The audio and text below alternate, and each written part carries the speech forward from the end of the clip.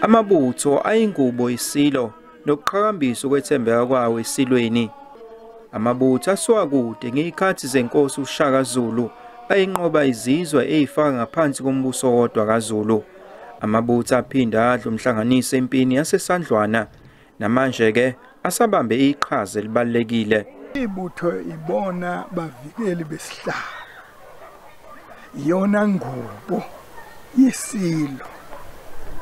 Kwakuthiwa kwaZulu kufanele umuntu abone umhlane wengonyama.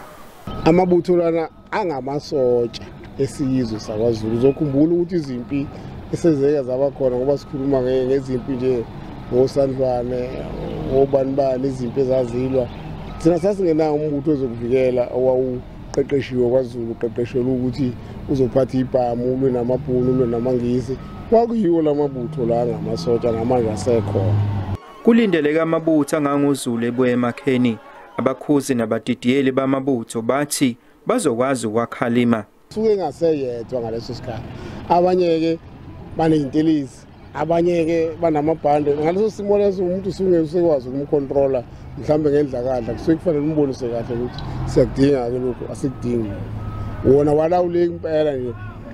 Yabona mawusuka uphethe insizwe lezi amabutho kuyafana nokuthi ubambe ingwe ngomsila ngoba ngesikhathi umlawula uma engakaphunyuke sekunenkinga.